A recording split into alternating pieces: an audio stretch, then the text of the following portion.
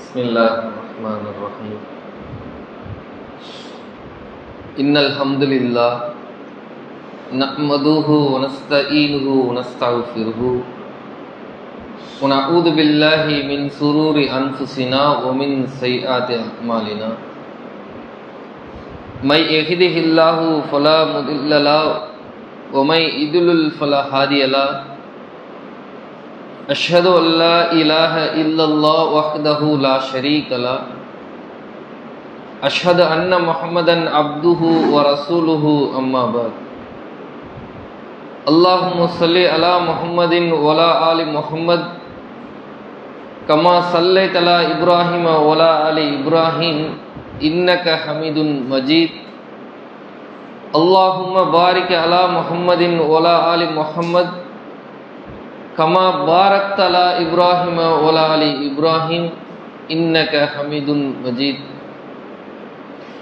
अऊज़ु बिल्लाहि मिनश शैतानिर रजीम बिस्मिल्लाहिर रहमानिर रहीम या अय्युहन नास इत्तक़ू व रब्बकुमुल्लज़ी खलक़कुम मिन नफ्सिन वाहिदा व खलक़ मिनहा ज़ौजहा वबस्स मिनहुमा रिजालन कसीरन व निसाअ वत्तकुल्लाह अल्लज़ी तसाअलून बिही वल अर्हाम इन्नल्लाह कान अलैकुम रकीबा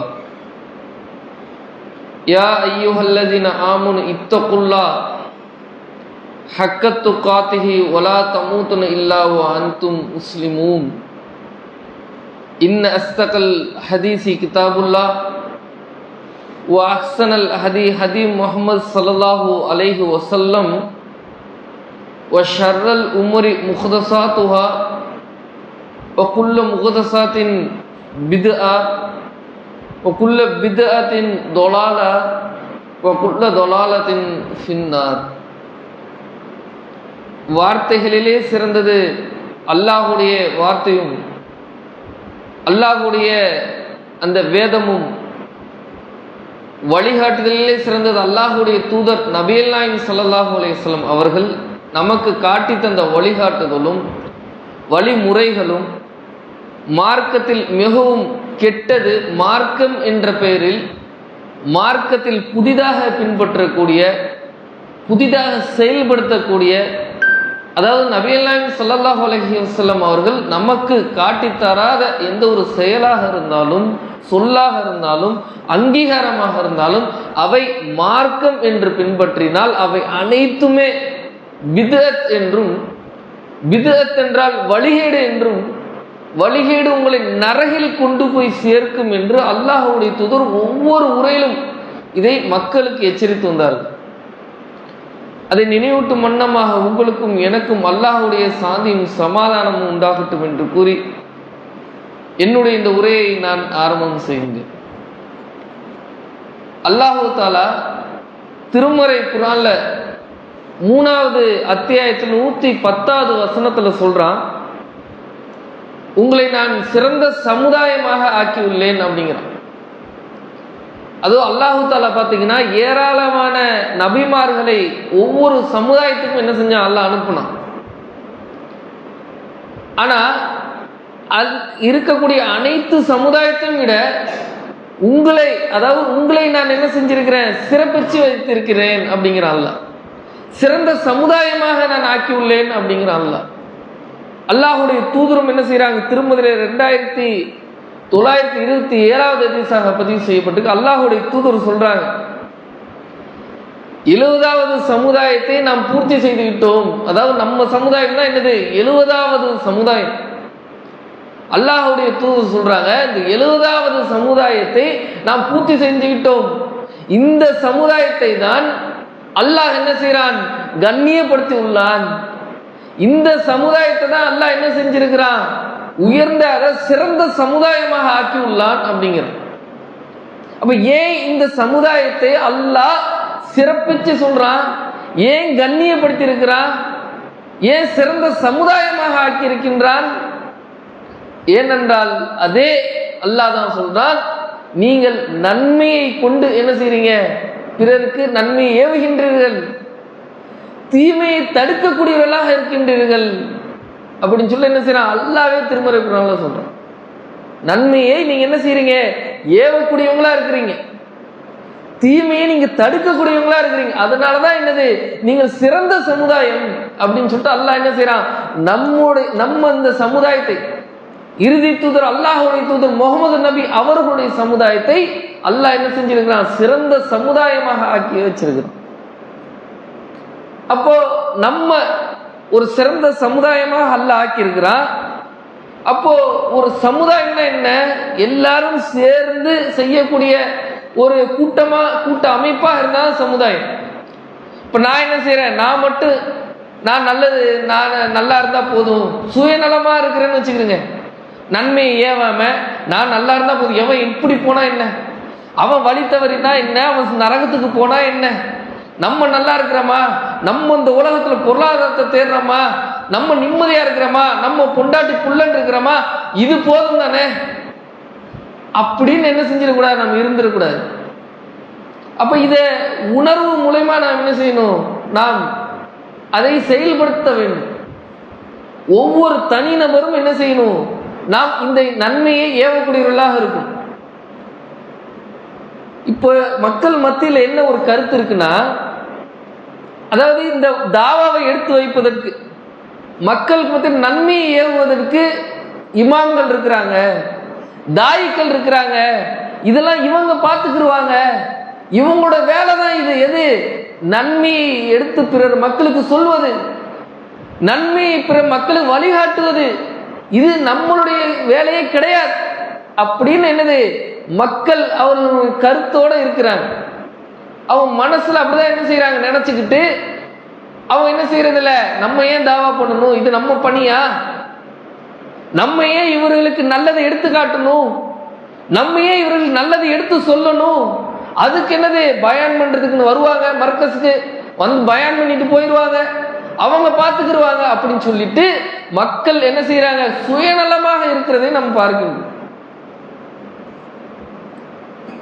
ஆனா அல்லாஹ் இங்க என்ன சொல்றான், உங்களை சிறந்த சமுதாயமாக நாம் ஆக்கியுள்ளோம். எதற்காக, நீங்கள் நன்மையை ஏவுகின்றீர்கள். ஒவ்வொருவரும் இதை நாம் என்ன செய்யணும், தனிப்பட்ட அல்லாஹ் என்ன செய்யறான் சொல்ற, ஒவ்வொருவரும் நாம் என்ன சுய பரிசோதனை பண்ணி பார்க்கணும். நம்ம எத்தனை பேருக்கு நாம் கற்ற அந்த கல்வியை பிறருக்கு எடுத்து சொல்லி இருக்கிறோம், எத்தனை பேருக்கு நாம் நன்மைக்கு வழிகாட்டி இருக்கின்றோம். அப்போ முதல்ல நாம் இந்த தனிநபர் தாவாவை, நன்மையை யாருக்கு எடுத்து சொல்ல வேண்டும் அப்படின்னு பார்த்தீங்கன்னா, முதல்ல நம்ம குடும்பத்தாருக்கு தான் நம்ம என்ன செய்யணும், எடுத்து சொல்லணும். அல்லாஹ் அனுப்பிய அனைத்து தூதர்களுமே எடுத்துக்கிறீங்களேன், இப்ராஹிம் அலைஹிஸ்ஸலாம் எடுத்துக்கிறீங்க, முதல்ல என்ன செஞ்சாங்க, தன்னுடைய தந்தை ஆசரிடம் தான் என்ன செஞ்சாங்க, போயிட்டு இந்த இறை கொள்கையை எடுத்து சொன்னாங்க. தந்தையே, நீங்கள் என்னது, எந்த ஒரு நன்மையும் தராத இந்த சிலையை நீங்க என்ன செய்றீங்க, வணங்குறீங்க, அல்லாஹ்வின் பக்கம் திரும்புங்கள் அப்படின்னு சொல்லிட்டு யாரு, இப்ராஹிம் அலைஹிஸ்ஸலாம் முதல் தன்னுடைய தந்தை கிட்ட தான் என்ன செஞ்சாங்க, இந்த கொள்கையை எடுத்து சொன்னார்கள். அல்லாஹ்வுடைய தூதர் எடுத்துக்கிறீங்க, அல்லாஹ்வுடைய தூதர் என்ன செஞ்சாங்க, முதல்ல தன்னுடைய குடும்பத்தாருக்கு தான் என்ன செஞ்சாங்க, நன்மையை ஏவினார்கள், நன்மையின் பக்கம் அழைத்தார்கள். அப்போ நம்முடைய குடும்பத்தார்களுக்கு நாம் என்ன செய்யணும், எத்தனை பேர் நாம் நன்மையின் பக்கம் அவர்களை அழைத்தோம், நம்ம நண்பர்கிட்ட பேசிடுவோம், நம்முடைய அதாவது நண்பர்கள் இல்லாத மற்றவர்கிட்ட என்ன செஞ்சிருவோம், தாராளமா தைரியமா பேசிடுவோம், இப்படி அல்லாஹ் சொல்றான், இப்படி அல்லாஹ்வுடைய தூதர் சொல்றாங்க அப்படின்னு சொல்லிடுவோம். ஆனா நம்மளோட குடும்பத்தில் என்ன செஞ்ச மாட்டோம், எடுத்துரைக்க மாட்டோம். நம்ம குடும்பத்தில் என்னது, என்ன சொல்லிடுவாங்க, நீ மூலம் சரியா இருக்கிறியா, நீ மூலம் சுபுக்கு எந்திரிச்சா நம்மளை கேட்டுருவாங்க, ஏன்னா மற்றவங்களுக்கு தெரியாதுல்ல. அப்போ நம்ம என்ன செய்யணும், நம்ம கரெக்டா இருந்தாதான் நம்ம பிற மக்களுக்கு என்ன செய்ய முடியும், நன்மையை ஏவ முடியும். உதாரணத்துக்கு சுபு தொழுவைங்க 4:45 இக்காமத் சொல்லப்படுறாங்களா, நாம அதுக்கு முன்னாடியே வரக்கூடியவங்களா இருந்தாலும் நம்ம என்ன செய்யலாம், பிற மக்களுக்கு இந்த சுபு தொழுகை பத்தி நம்ம சொல்ல முடியும். சுபுக்கே வராம நம்ம போயிட்டு அல்லாஹ்வுடைய சொல்லி இருக்கிறாங்க, அதாவது சுபு தொழுகையோட முன் சுன்னத்தை பத்தி சொல்லி இருக்கிறாங்க, இந்த முன் சுண்ணத்துடைய நன்மையை பத்தி தெரிஞ்ச தவழ்ந்து கூட வந்து அந்த முன் சுண்ணத்தை தொழுதுருவாங்க அப்படின்னு நம்ம பிற மக்களுக்கு சொல்றோம்னு வச்சுக்கிறோங்க. அப்ப முன் சுண்ண தொழக்கூடியதாக நாம் இருக்க வேண்டும். அப்பதான் நாம் என்ன செய்யலாம், பிற மக்களுக்கு நாம் வழிகாட்டியாக இருக்கலாம். நம்மளே செய்யாம நம்ம எந்த ஒரு நன்மையும் நம்ம வாழ்க்கையில் நடைமுறைப்படுத்தாம நம்ம பிறருக்கு சொல்லலாமா? பிறருக்கு சொல்ல முடியுமா? அப்போ தான் சுயமாக நாம் என்ன செய்யணும், திருந்திக் கொள்ள வேண்டும். நாம் சுயமாக என்ன செய்யணும், நன்மை ஏவக்கூடியவர்களாக இருக்கணும். நம்முடைய குடும்பத்தார்களுக்கு நன்மையை வேண்டும், நம்முடைய உறவினர்களுக்கு நாம் நன்மையை வேண்டும், நம்முடைய நண்பர்களுக்கு நாம் என்ன செய்யணும், நன்மையை வேண்டும். நம்முடைய நட்பு ரீதியாக எவ்வளவு நண்பர்கள் இருக்கிறாங்க, மாற்று மத சகோதரர்கள் இருக்கிறாங்க, நம்முடைய இஸ்லாமிய நண்பர்கள் இருக்கிறாங்க. எத்தனை நண்பர்களுக்கு நாம் தனியாக அவர்களுக்கு நம்முடைய இந்த கொள்கையை எடுத்து சொன்னோம்? நம்ம மட்டும் கொள்கையில் இருந்தா போதுமா? நம்ம மட்டும் நேரான பாதையில் இருந்தா போதுமா? அப்புறம் நம்முடைய சகோதரனாக இருக்கக்கூடிய அவர், ஒரு முஸ்லிமாக இருக்கக்கூடியவருக்கு வழிகேட்டில் இருக்கிறாரா, அவருக்கு நாம் எத்தனை பேருக்கு நாம் தனி நபராக சென்று அவர்களுக்கு நன்மையை ஏவினோம்? சுய பரிசோதனை பண்ணி பாருங்க. அல்லாஹ் திருமறை குர்ஆன்ல சொல்லி காட்டுறான், சனிக்கிழமை வரலாறை பற்றி உங்களுக்கு எடுத்து சொல்லுங்கள். அல்லாஹ்வுடைய தூதருக்கு அல்லாஹ் சொல்றான், சனிக்கிழமைன்னு சொல்லக்கூடிய வரலாறை பற்றி மக்களுக்கு எடுத்து சொல்லுங்கிறான். அது என்ன சனிக்கிழமை? அல்லாஹ் என்ன செய்யறான், ஒரு சமுதாயத்துக்கு வந்து சனிக்கிழமை நீங்க மீன் பிடிக்க கூடாது அப்படின்னு ஒரு கட்டளை இடுறான். சனிக்கிழமை நீங்க என்ன செய்யாதீங்க, மீன் பிடிக்காதீங்க அப்படின்னு என்ன செய்யறான், ஒரு கட்டளை இடுகின்றான். ஆனா அன்னைக்கு தான் பாத்தீங்கன்னா மீன் என்ன செய்யுது, கரையில துள்ளி குதிக்குது, அவ்வளவு மீன். அப்போ ஒரு கூட்டம் என்ன செய்யறாங்கன்னா முடிவுக்கு வர்றாங்க, நம்ம இந்த மீனை பிடிச்சிருவோம். இவ்வளோ மீன், என்னைக்கும் இல்லாத மீன் இன்னைக்கு என்னது, இவ்வளோ மீன் இருக்கு, இவ்வளோ மீன் கரையில துடிச்சுக்கிட்டு நல்லா நீந்திக்கிட்டு நிக்குது, நம்ம ஏன் இதை மிஸ் பண்ணணும், மீன் பிடிச்சிருவோமே அப்படின்னு சொல்லி என்ன செய்யுது, ஒரு கூட்டம் முடிவு எடுக்கிறாங்க. இன்னொரு கூட்டம் என்ன முடிவு எடுக்கிறாங்கன்னா, நம்மளுக்கு ஏன் வம்பு, நம்ம என்னது அல்லாஹ் நம்ம மீன் பிடிக்க கூடாதுன்னு சொல்லிட்டான், நம்ம என்ன செஞ்சிரும், மீன் பிடிக்காம இருந்துருவோம். அவன் என்னமோ போறான், அவன் எப்படியோ போறான், அவன் நரகத்துல போறான், இல்ல அல்லாஹ் என்னமோ அவனை செய்யட்டும், நம்ம என்ன செஞ்சிருவோம், நம்ம அல்லாஹ் சொன்ன மாதிரி நடந்துக்கிறோம், அப்படி நம்ம எது தடுக்காம இருந்துருவோம் அப்படின்னு இருக்கிறாங்க ஒரு கூட்டம். இன்னொரு கூட்டம் என்ன செய்யறாங்க, போய் தடுக்கிறாங்க. அப்பா அல்லாஹ் மீன் பிடிக்க கூடாதுன்னு சொல்லி இருக்கிறான், சனிக்கிழமை மீன் பிடிக்க கூடாதுன்னு சொல்லி இருக்கிறதுனால, அல்லாஹ் தடை செஞ்சிருக்கிறதுனால அந்த தப்பை செய்யாதீங்க அப்படின்னு என்ன செய்யறாங்க, நன்மை ஏவுறாங்க. அவங்க வழி தவற கூடாது அப்படிங்கிறதுக்காக அதை என்ன செய்யறாங்க, நினைவுபடுத்துறாங்க. அல்லாஹ் வந்து என்ன செஞ்சிருக்கிறான், தடை செஞ்சிருக்கிறான், அதனால வழி தவறிட வேணாம் அப்படின்னு சொல்லி என்ன செய்யறாங்க, நினைவுபடுத்துறாங்க. அல்லாஹ் வந்து என்ன செய்யறான், சொல்லி இருக்கிறான், நீங்க மறந்துட்டு அறியாமை கூட நீங்க என்ன செஞ்சிடலாம், மீன் பிடிக்க போயிடலாம், ஆனா அல்லாஹ்க்கு அஞ்சுக்கிறீங்க அப்படின்னு சொல்லிட்டு என்ன செய்யறாங்க, அல்லாஹ்வுடைய வசனங்களை, அல்லாஹ் சொன்ன அந்த கட்டளைகளை எல்லாத்தையும் நினைவுபடுத்துறாங்க. ஆனாலும் என்ன செஞ்சிட்டாங்க, அவங்க அல்லாஹ்வை மறுத்தவர்களாக, அல்லாஹ் கிட்ட அந்த கட்டளை மீறியவர்களாக என்ன செஞ்சிட்டாங்க, போய் மீன் பிடிச்சிட்டாங்க. அல்லாஹ் அந்த வசனத்துல சொல்றான், அந்த மீன் பிடிச்சாங்க பாத்தீங்களா, அந்த கட்டளையை மீறினாங்க பாத்தீங்களா, அவர்களையும் தடுக்காம இருந்தாங்க பாருங்க. அதாவது எப்படியோ போகட்டும், நம்ம ஏன் இவர்களுக்கு நன்மையை ஏவணும், நம்ம ஏன் போய் இவங்க கிட்ட போயிட்டு சொல்லிக்கிட்டு கிடக்கணும், நம்மளுக்கு தெரிஞ்சா போதும் அப்படின்னு இருந்தாங்க பாருங்க. அவர்களையும் அல்லாஹ் என்ன செஞ்சானா, அவர்களை குரங்குகளாக மாற்றினோம் அப்படின்னு சொல்லிட்டு அல்லாஹ் திருமறை குர்ஆன்ல சொல்றோம். அப்ப இதுல இருந்து நம்மளுக்கு என்ன படிப்பினை பெற வேண்டும், யாரோ எப்படியோ போயிட்டு போட்டோம் அப்படின்னு விட்டுட்டா அல்லாஹ் என்ன சொல்றான், உங்களை நான் தண்டிப்பேங்கிறான். அதுதானே ஒரு அல்லாஹ் ஒரு வாழ்க்கையை ஒரு வரலாறு எடுத்து சொல்றான்னா அதை என்ன எதுக்காக சொல்றான், நாம் அதிலிருந்து ஒரு படிப்பினை பெற வேண்டும் என்பதற்காக அதை அல்லாஹ் என்ன செய்யறான், சுட்டி காட்டுறான். அப்போ நம்மளுடைய சிறந்த சமுதாயமாக ஆக்கியிருக்கக்கூடிய அல்லாஹ் நம்மளுடைய செயல் எவ்வாறாக இருக்க வேண்டும்? அவன் வழி தவறினாலும் பரவாயில்ல அப்படி இருந்துடலாமா? இல்ல, அப்படி காட்டி தரல. அவன் வழி தவறாமல் இருப்பதற்கு நீங்கள் என்ன செய்யுங்க? போய் நன்மையை ஏவுங்க, தீமையை தடுக்கக்கூடியவர்களாக இருங்க. இன்னும் சொல்ல போனா அல்லாஹ் என்ன செய்யறான்? மூசா அலைஹிஸ்ஸலாமுக்கு கட்டளையிடுறான், ஃபிரௌனுக்கு கிட்ட போய் என்ன செய்யுங்க, போய் இந்த நன்மை அவன் வரம்பு மீறிட்டான், அவனுக்கு என்ன செய்யுங்க, போயிட்டு தாவா பண்ணுங்கன்னு சொல்லிட்டு யார் அனுப்புறான்? அல்லாஹ் மூசா அலைஹிஸ்ஸலாம் போய் அனுப்புறான். எவ்வளவு பெரிய கொடுங்கோலன், அவன் கிட்ட போய் தாவா பண்ணா கண்டிப்பாக நாம் என்னது இழப்பீட்டுக்கு ஆளாகும்னு சொல்லிட்டு அவருக்கு மூசா அலைஹிஸ்ஸலாம் தெரியும். இருந்தாலும் அல்லாஹ் என்ன செய்யறான்? போய் அவருக்கு நன்மையை ஏவுங்கன்னு அனுப்புறான்.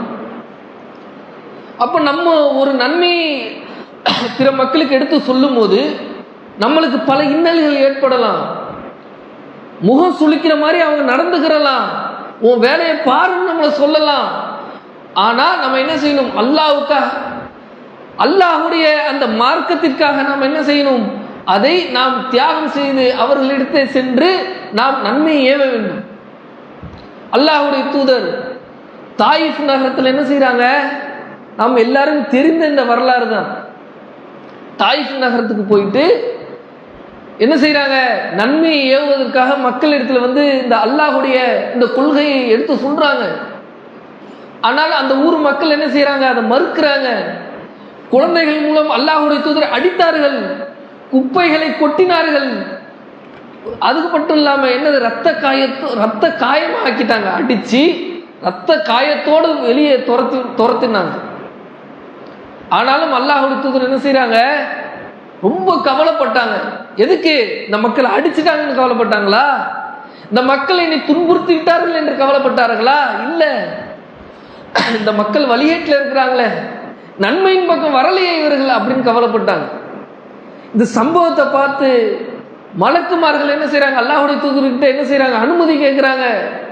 ஜிப்ரீல் அலைஹிஸ்ஸலாம் வந்து சொல்றாங்க, அல்லாஹ்வின் தூதரே, நீங்க ஒரு கட்டளை இடுங்க, இந்த மலைக்காக இருக்கக்கூடிய மலக்கை உங்களுக்கு அனுப்பி அவர்கள் இருவரையும் அந்த கூட்டத்தை மலைக்கு நடுவுல நசிக்க சொல்லிடுறேன் அப்படிங்கிறாங்க.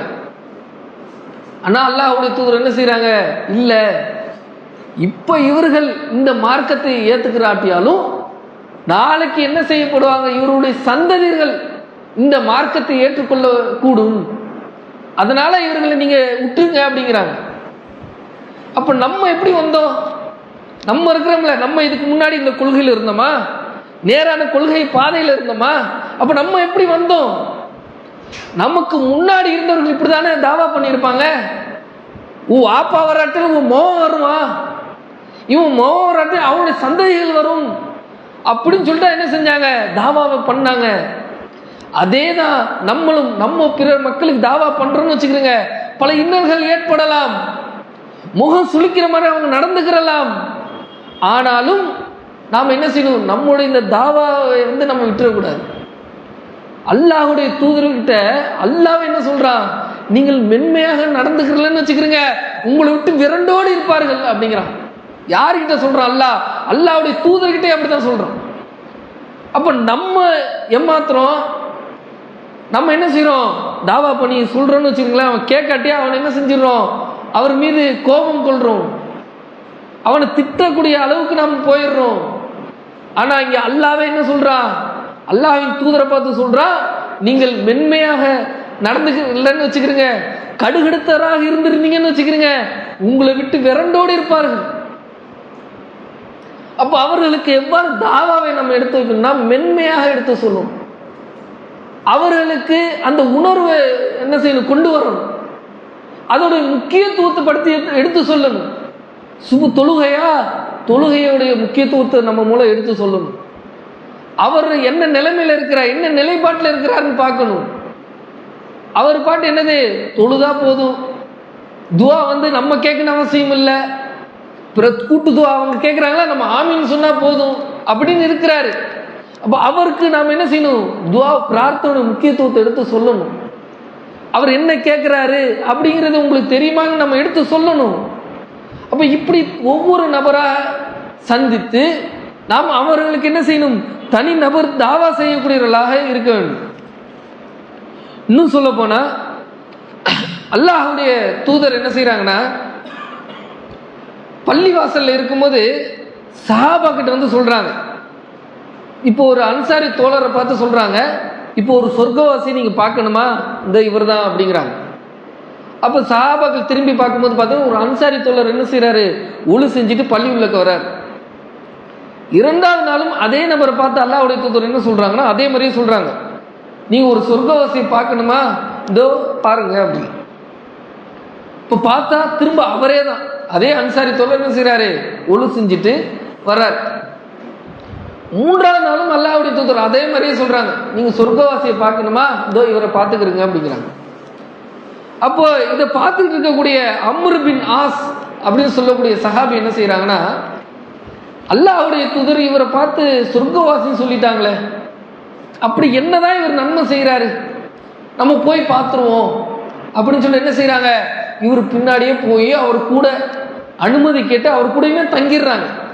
அப்படி என்ன இவர் இபாதத்து செய்யறாரு, இவர் சொர்க்கவாசின்னு சொல்லிட்டா அப்ப இவர் மாதிரி நம்மளும் செய்வோம் அப்படின்னு சொல்லி என்ன செய்யறாரு, அவர் கூட தங்கிறார்.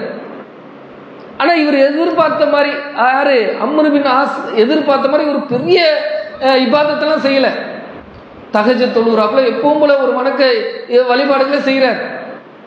அதுக்கப்புறம் என்ன செய்யறாருன்னா, அல்லாஹ் அந்த மனிதர்கிட்ட வந்து கேட்கிற அன்சாரி தோழர்கிட்ட, அல்லாஹ்வுடைய தூதர் வந்து உங்களை சொர்க்கவாசின்னு சொன்னாங்க, சரி நீங்க என்ன அமல் செய்யறங்கிறதுக்காக தான் நான் உங்க வீட்டில் வந்து தங்கினேன், ஆனா நீங்க பெருசா ஒண்ணு எதுவும் செஞ்ச மாதிரி இல்லையே, ஏதோ தொழுவுறீங்க, வணங்குறீங்க, தஹஜ்ஜுத் தொழுவுறீங்க, இந்த மாதிரி ஒரு இயல்பா செய்யக்கூடிய இந்த சாதாரணமான நன்மையான காரியத்தை நீங்க செய்யறீங்க, ஆனா உங்களை அல்லாஹ்வுடைய தூதர் சொர்க்கவாசின்னு சொன்னாங்களே, நீங்க எதுவும் தனிப்பட்ட முறையில் ஏதாவது குறிப்பா எதுவும் நன்மை செய்யறீங்களான்னு கேட்குறாங்க.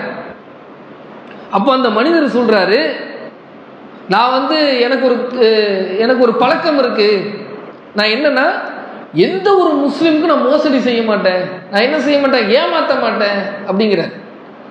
அடுத்து சொல்றாரு, நான் யார் மீதும் என்ன செய்ய மாட்டேன், பொறாமப்பட மாட்டேன். அவருக்கு அல்லாஹ் வந்து செல்வத்தை கொடுத்துருக்கிறானா, அவரை பார்த்து நான் பொறாமப்பட மாட்டேன். அவருக்கு அல்லாஹ் தாலா வந்து நல்ல குழந்தை பாக்கியத்தை கொடுத்துருக்கிறானா, அவரை பார்த்து நான் பொறாமப்பட மாட்டேன். அவர் நல்ல அழகா இருக்கிறாரா, அவரை பார்த்து பொறாமப்பட மாட்டேன். அவருக்கு நல்ல வாழ்க்கை அமைஞ்சிருக்கிறா, அவரை பொறாமப்பட மாட்டேன். இப்படி என்ன செய்யறாரு அந்த மனிதர் சொல்றாரு, நான் யார் மீது பொறாமைப்பட மாட்டேன் அப்படிங்கிறார். அப்போ அந்த அம்ர் பின் ஆஸ் சொல்றாங்க, அதனால்தான் அல்லாஹ்வுடைய தூதர் உங்களை சொர்க்கவாசி சொல்லி இருக்கிறாங்க. ஏன்னா எங்க கிட்ட இந்த அம்சங்கள் என்னது குறைவு, அதனால்தான் அல்லாஹ்வுடைய தூதர் உங்களை சொர்க்கவாசின்னு சொல்லி இருக்கிறாங்கன்னு சொல்லிட்டு என்ன செய்யறாங்க, அல்லாஹ்வுடைய தூதர் வந்து சொன்னதாக அம்ர் பின் ஆஸ்ல வந்து சொல்றாங்க. அப்ப இதுல இருந்து நாம் என்ன படிப்பினை பெற வேண்டும் என்றால், அல்லாஹ்வுடைய தூதர் சொன்னாங்க, சரி சொல்லிட்டு போயிட்டாங்க சொர்க்கவாசின்னு சொல்லிட்டு அவர் என்ன செய்யல, அப்படியே போகல. அவருடைய ஆர்வத்தை பாருங்க, அவர் என்ன செய்யறாரு, அப்படி இவர் என்ன செய்யறாரு, நன்மையை செய்யறாரு. அப்ப நம்ம இவர்கிட்ட கத்துக்கிட்டு நம்ம என்ன செய்வோம், நம்ம அதை பின்பற்றுவோம், நம்ம பிற மக்களுக்கு எடுத்து சொல்லுவோம், நன்மையை ஏவுவோம் அப்படிங்கிற ஒரு எண்ணத்துல அவரு கூட போய் தங்கி அவர் என்ன செய்யறாரு, என்ன இபாதத் செய்யறாருங்கிறத என்ன செய்யறாரு இவரு நோட்டம் விட்டு இருக்கிறார். இது ஒண்ணா, இது ஒரு படிப்பினை.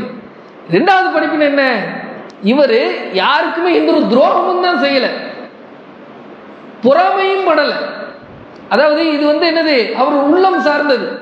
அப்ப இதுவும் என்னது, நன்மை ஏவர்தான். ஒருத்தருக்கு தீங்கு இழைக்காம இருக்கிறது என்னது, அதுவும் நன்மை ஏவர்தான்.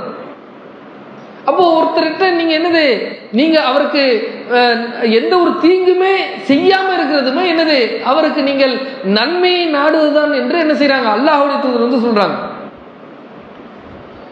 அதே மாதிரி வந்து பாத்தீங்கன்னா ஒரு உதாரணத்தோட நிப்பாட்டிக்கிறேன். பெரியார் தாசன் சொல்லக்கூடிய ஒரு நாத்திகவாதி நம்ம எல்லாருக்குமே தெரியும், கேள்வியும் பட்டிருப்பீங்க. அவரு ஒரு முஸ்லிமாக மரணிச்சவர். அவர் என்ன செய்யறாருன்னா, அவர் ஒரு நாத்திகவாதி, அதாவது கடவுள் கொள்கையே இல்லை, கடவுளே இல்லைன்னு சொல்லக்கூடிய ஒரு கொள்கையில் இருந்தவர். அவர் என்ன செய்யறாரு, தன்னுடைய நண்பனை சந்திப்பதற்காக அமீரகம் துபாயில போய் என்ன செய்யறாரு, சிராஜுதீன் சொல்லக்கூடிய ஒரு நண்பனை சந்திக்கிறார். அவர் ஒரு வேலையா போறாரு. ஒரு முஸ்லிம் நண்பனை என்ன செய்யறாரு, சந்திக்கிறார். சிராஜுதீன் அவர் பேர். அப்போ சிராஜுதீன்கிறவரை சந்திச்சவர் அவர் என்ன செய்யறாரு, சிராஜுதீன் இந்த கடவுள் கொள்கை எடுத்து சொல்றார். இந்த மாதிரி அல்லாஹ் ஒருத்தன் தான், அவனை தவிர வணக்கத்துக்கு வேறு இறைவன் யாருமே இல்லை அப்படின்னு இந்த இறை கொள்கை எடுத்து சொல்றார். ஆனா இவர் என்ன செய்யறார், இந்த பெரியார்தாசன் அவரு கடவுளை இல்லைங்கிறத எடுத்து சொல்றார். இப்படி இரண்டு பேருக்குமே வாக்குவாதம். அப்போ ஒரு கட்டத்தில் என்ன செய்யறாங்கன்னா, இந்த சிராஜுதீன்கிறவர் என்ன செய்யறாரு, தமிழாக்க குர்ஆனை கையில கொடுத்துறாரு. இவா நான் என்ன சொன்னாலும் உனக்கு புரியாது, ஏன் என்னால முடிஞ்ச அளவுக்கு உனக்கு தாவா பண்ணிட்டேன், இருந்தாலும் இந்த இறை வேதத்தை நீ படிச்சுக்க, இதுல படிச்சு அல்லாஹ் உனக்கு என்னது ஹிதாயத்தை தந்தா சரி அப்படின்னு சொல்லி என்ன செஞ்சிடறாரு, தமிழாக்க குர்ஆனை கையில கொடுத்துடுறாரு.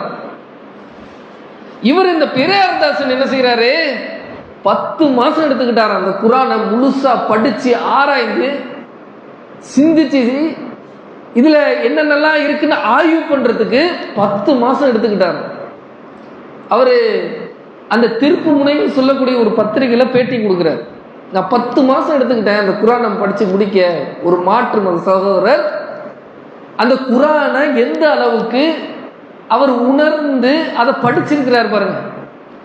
நம்ம எத்தனை பேர் இந்த குர்ஆனை தொடர்ந்து படிச்சிருக்கிறோம்? தமிழாக்கம் குர்ஆனை ஓதுவோம், தமிழாக்கத்தில் படிச்சிருக்கிறோமா? குர்ஆனை முழுசா படிச்சு முடிச்சிருக்கிறோமா? அவர் 10 மாசம் தான் எடுத்துக்கிட்டு ஒரு நடிகராக இருக்கக்கூடியவர், ஒரு சிந்தனையாளர், எழுத்தாளர், இவர் என்ன செய்யறாரு, வெளிப்படையாக மக்களுக்கு மத்தியில் வந்து டிக்ளேர் பண்றாரு. என்னது, நான் இந்த இஸ்லாத்தை ஏத்துக்கிறேன், நான் கடவுள் இல்லைன்னு சொல்லிட்டு அந்த கொள்கையில இருந்தேன், ஆனால் இந்த கடவுள் ஒருத்தர் இருக்கிறார், அல்லாஹ் ஒருத்தர் இருக்கிறான், அவன்தான் உண்மையானவன், அவன்தான் உயிரோடு இருக்கக்கூடியவன் அப்படின்னு சொல்லிட்டு இந்த கொள்கையை நான் ஏத்துக்கிறேன், இஸ்லாத்தின் பக்கம் நான் வருகிறேன்னு சொல்லிட்டு என்ன செய்யறாரு, அவர் இஸ்லாத்தை ஏத்துக்கிறார். அவருக்கு பல இன்னல்கள் ஏற்பட்டுச்சு, பல துயரங்கள் ஏற்பட்டுச்சு, இருந்தாலும் என்ன செஞ்சாரு, இஸ்லாத்துக்கு வந்ததுக்கு அப்புறம் அப்படியே விட்டுட்டாரா? அவர் வந்து தொழுதுட்டு அவர் வீட்டுக்கு இப்படிதான் இருந்தாரா? இல்ல, இஸ்லாத்துக்கு வந்ததுக்கு பிறகும் என்ன செஞ்சாரு, மக்களுக்கு மத்தியில் தாவா பணியை கொண்டு சேர்த்தார்.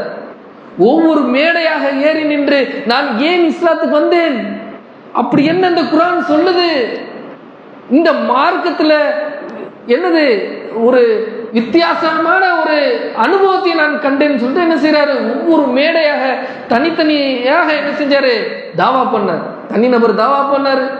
ஒவ்வொரு மேடைகளிலும் என்ன செஞ்சாரு, இந்த கொள்கையை எடுத்து சொன்னார். ஒரு முஸ்லிமாக மரணிச்சார். இது எதுக்காக சொல்றேன் அப்படின்னு பாத்தீங்கன்னா, இந்த பெரியார்தாசன் இஸ்லாத்துக்கு வர்றதுக்கு முக்கியமான காரணமாக ஒரு திருப்பு முனையாக யார் இருந்தா, தன்னுடைய நண்பர் சிராஜுதீன்கிறவர் இருந்தார். அப்ப நம்முடைய நண்பர்கள் எத்தனை பேர் இருக்கிறாங்க, முஸ்லிம் நண்பர்கள் எத்தனை பேர் இருக்கிறாங்க? அப்ப இந்த நண்பர்களுக்கு நாம் நம்முடைய கொள்கையை எடுத்து சொன்னோமா? சுய பரிசோதனை பண்ணி பாருங்க. நம்ம நண்பன் தானே, 2 பேரும் வருவாங்க. ஒருத்தர் என்ன செய்யற, நண்பரே அப்படியே சுன்னத் ஜமாத் பக்கம் திரும்புவார். சரி நீ உன் பள்ளிக்கு போயிட்டு வா, நான் என் பள்ளிக்கு போயிட்டு வரேன், இங்க சந்திச்சுக்கிறோம் அப்படின்னு பேசிக்கிறோம். ஏன் அவர் அங்க போறாரு? அவர்கிட்ட நீங்க எடுத்து சொன்னீங்களா, நம்ம நண்பன் நம்மளை கோச்சிக்கிடுவான், இதை சொன்னோம்னா நம்மளை தப்பா நினைச்சுக்கிறோம் சொல்லிட்டு தன்னுடைய நண்பர்கள் இடத்துல என்ன செஞ்சிடறோம், தன்னுடைய இந்த கொள்கை விஷயத்துல வந்து நாம என்ன செஞ்சிடறோம், நாம் தவறி விட்டுடுறோம். நம்ம சொன்னா தப்பா நினைச்சுக்கிறோம், நம்ம சொல்றது இல்லை, நம்மளை விட்டு பிரிஞ்சிருவானுங்கிறதுக்காக சொல்றது இல்லை.